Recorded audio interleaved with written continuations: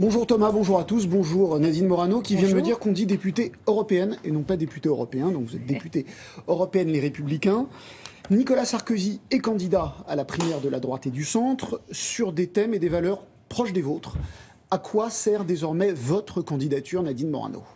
Écoutez, d'abord, Nicolas Sarkozy a déjà été président de la République, donc il n'y a aucune surprise sur sa personnalité, sa manière de gouverner. Et puis, vous en faites un événement, mais l'événement était le 19 septembre 2014, quand Nicolas Sarkozy a annoncé son retour sur la scène politique et pour être candidat à l'élection présidentielle, pas pour être candidat uniquement à la présidence des Républicains. Donc c'est un non-événement. Il est candidat à l'élection présidentielle. En parlant de valeurs et de convictions, Oui. Qu'est-ce qui vous différencie encore de lui ?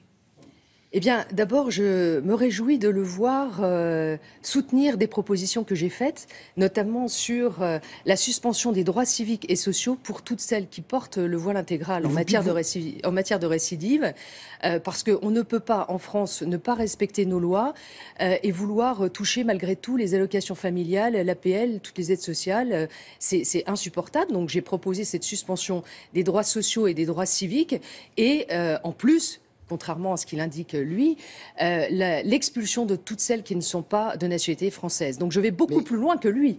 Il y a déjà des amendes pour les femmes qui portent la burqa, ça ne suffit pas ? Non, aujourd'hui c'est une contravention avec une amende de 90 € dont on sait que les amendes sont payées par des associations financées par des fonds étrangers ou par de riches donateurs. Vous avez des preuves de ça ? Bien sûr. D'ailleurs, vous avez même de riches donateurs qui eux, financent les amendes et qui se revendiquent de financer les amendes par plaisir de contrer nos lois, tout simplement. Donc tout cela est insupportable.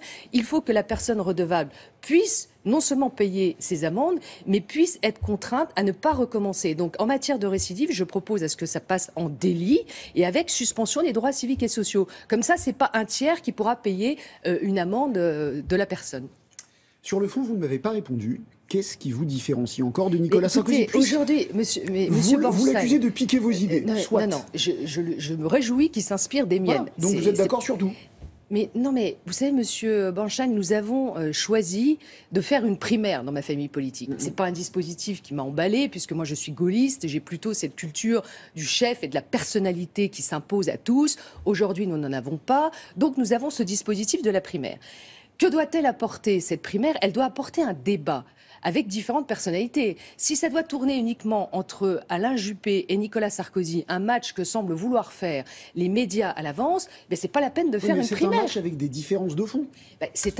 Pour l'instant, nous ne sommes pas encore entrés sur le fond du débat et des propositions. Tout simplement parce que le 9 septembre, nous aurons à donner nos parrainages. Alors, est-ce que vous les aurez ? Alors, j'espère les avoir. Et d'ailleurs, je remercie tous ceux qui m'ont déjà apporté leur parrainage. J'en reçois tous les jours, notamment des élus locaux, des adhérents. Et Dieu sait si c'est difficile, tout simplement vous en recevez tous les jours, mais pas assez, visiblement. Mais on verra.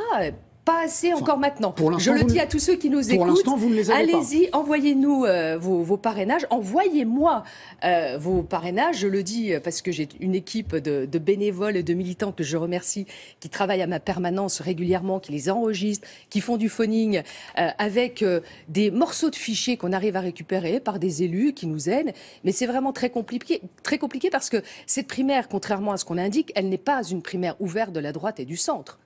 Parce que vous avez un filtre des adhérents des Républicains. Donc c'est une primaire fermée au départ, parce que les électeurs pourront aller voter, mais ils ne peuvent pas choisir leur candidat. Donc c'est un peu le vice de forme de cette primaire. Ma foi, c'est une première pour nous. Espérons qu'elle ne sera pas avec un résultat aussi catastrophique que celle du Parti socialiste, qui nous a quand même apporté le plus mauvais président de la Ve République. Donc voilà, allons sur le débat de fond. Qui a permis de sélectionner un candidat qui a gagné. Qui a gagné, mais qui est le plus mauvais de la Ve, je persiste. Vous souhaitez interdire l'ouverture de nouvelles mosquées en France. Oui.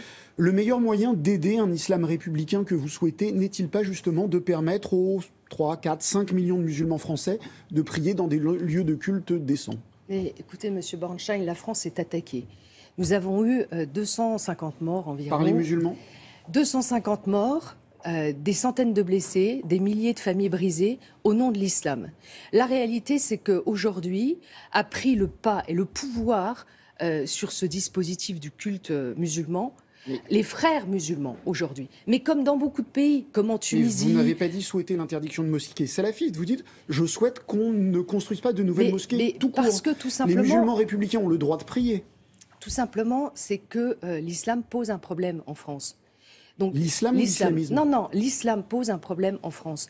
Quel islam, aujourd'hui, prêché en France, est compatible avec les lois de la République? C'est ça le vrai sujet. C'est pas de se dire comment est-ce qu'on va faire pour financer la construction de nouvelles mosquées. C'est quel islam, aujourd'hui, est prêché en France et qui est compatible avec la modernité et avec les lois de la République. La majorité des musulmans républicains qui acceptent les lois de la République ont-ils ou non le droit de prier dans des mosquées? Ceux-là qui revendiquent de pratiquer un islam qui n'est pas supérieur aux lois de la République, évidemment, prient dans des mosquées. Mais aujourd'hui, nous avons un sujet, je le dis, nous ne contrôlons rien.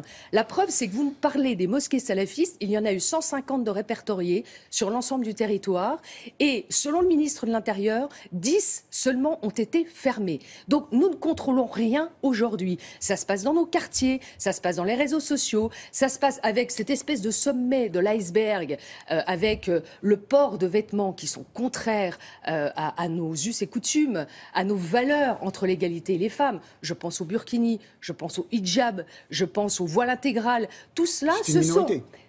Vous ne pouvez pas dire que c'est une minorité, ça se répand partout sur le territoire. Vous voyez, il n'y a pas plus tard qu'hier, il y avait un article dans Vosges Matin. Si je peux dire, non, ça n'est pas... Un phénomène peut se répandre et rester minoritaire. Oui, mais ça fait 30 ans que ça commence à se développer. Et là, on est arrivé à un niveau de saturation. Vous voyez, même à Vittel, dans une station thermale, des femmes portaient le burkini. La direction a été obligée d'intervenir pour empêcher que ces femmes portent le burkini au cœur des Vosges. C'est même pas, ça se passe pas que sur les plages. Donc, il faut arrêter. En France, nous avons une conception qui est l'égalité entre les hommes et les femmes et nous ne voulons pas de ces publicités ambulantes à l'islam radical. Donc je serai très sévère et très ferme sur ces questions.